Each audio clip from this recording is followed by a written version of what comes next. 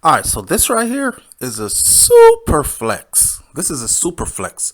But before you go talking about what this man should do with his money and how many people he should donate to and how many homeless people he should save and how many college tuitions he should pay off and all that, please remember that this man worked his way up from nothing. Please remember that this man earned every penny. And I suggest that you go do your research before you start talking about who he should give to the less fortunate and all that. Today, on this video, we're about to talk about his Superflex. Welcome back to Hot Topics TV, y'all. If you ain't never been here before, just go ahead and hit that subscribe button.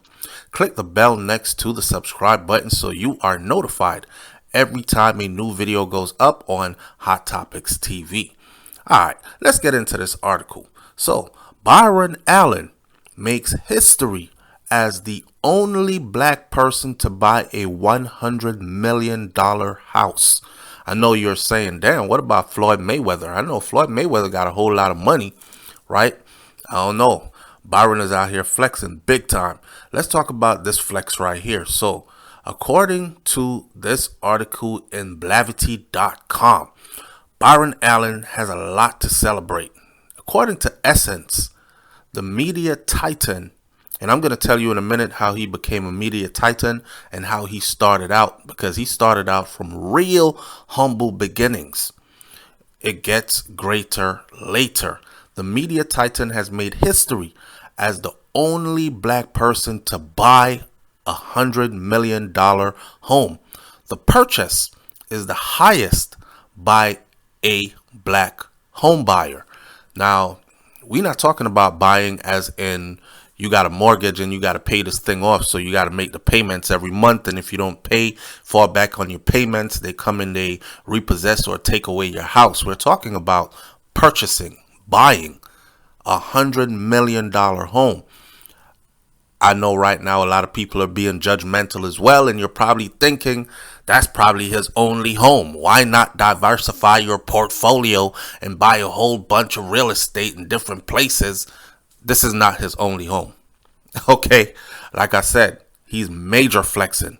Okay, his new home is a modest 11,000 square foot mansion that is situated on a 3.5 acre in Malibu, California. The Wall Street Journal reported this. Now, in addition to the main 4-bedroom house, the property also includes 2 guest houses. Not 1, 2 guest houses. Now, as for the things it has in it, the amenities, this mansion, which was previously owned by billionaire Tammy Hughes Gustafson, this doesn't have any shortage in it. I mean, you're talking about billionaires, right?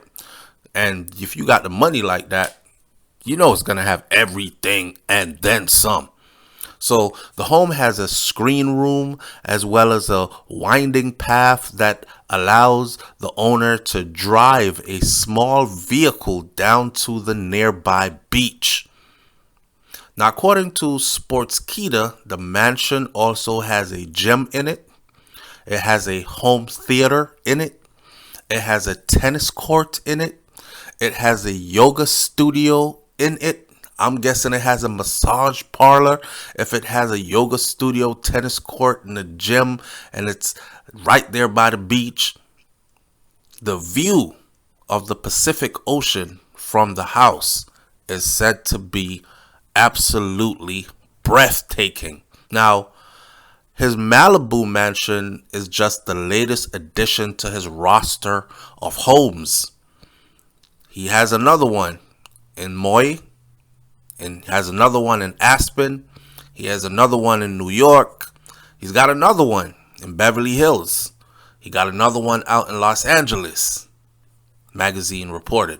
Now, back in March, he acquired 2 side-by-side homes in LA, and he bought both of them from former eBay president Jeff Skoll. Those buys came almost 10 years after he bought a Beverly Hills property for $17 million in 2012. See, this brother's net worth continues to grow, multiply. He's 61 years old. He didn't just stumble into some money though. This 61-year-old got his start. Check this out. He got his start as a comedian. A comedian telling jokes. You know, back in the day, if you said to your parents, "Oh, I'm going to be a comedian, Mom. I'm going to be a comedian, Dad." You know, the first thing they would tell you is, you better find something else to be. You better actually want to be something. Be no damn comedian. You out here being a class clown, talking about you practicing your craft because you're perfecting your craft because you're going to be a comedian. But check it out. The world has changed so much. Look at people like Kevin Hart. Look at people like Martin Lawrence. Look at all these great comedians and look at their net worth. So maybe there's a lot of money to be made in laughter or making other people laugh, right? Okay, so after years in the game as a comedian, he switched gears. He said, I got the brain for it. I'm going to go do something else. So he switched gears and he founded a company called Entertainment Studios, the Allen Media Group Entertainment Studios, one of the largest privately held media companies in the United States of America. Who would have thought? I didn't even think black people owned anything in media, really. But hey, he owns one of the largest privately held media companies. It's not public shares. It's privately held media companies in the country. The company, listen to this, his company, the Allen Media Group, this is where his money comes from. The company has ownership of the Weather Channel, among others, in its portfolio. Entertainment Studios, Allen Media Group also owns 12 cable networks and around 70 TV shows. You heard that? Okay. But the last few years haven't been without some hardship for him. Now, according to the Los Angeles Magazine, he's filed for several multi-billion-dollar racial discrimination lawsuits. Of course, you know it's hard to flex as a black man with that type of money. First of all, they're looking at you like, how did you even get this money in the first place, right? And then they look at you like, you probably don't even deserve to have this money in the first place. Right, so he's filed several multi-billion-dollar racial discrimination lawsuits in the last couple of years. And in 2015, he sued Comcast for not carrying networks and stations that he owned. The case actually made it to the Supreme Court, but the case was later quietly settled. I told you before, his money continues to grow. It's sad. You have all that money. You're coming up, but they're figuring out how to get you out of the game, right? Oh, so you think you're the man. You have a privately held company. None of us could actually get a piece of it. So you over there like a whole conglomerate just flexing with all that money and power. And then to find out that it owns 12 cable networks. 12. They won't say which 12. 12 cable networks and around 70 TV shows. Damn. That's flexing. That's real power. But hear what? We're going to try to cut you down to size. So, nope, we don't want to carry your shows. Nope, we don't want to do business with you, put you on other major networks, whatever. And the only reason they probably had for that was because of who he was. So he took them to court, and eventually they settled quietly outside, right? Now, as another news report, which is Blavity, previously reported, Allen recently went after McDonald's. He alleged that McDonald's fast food giant racially stereotyped his company as well.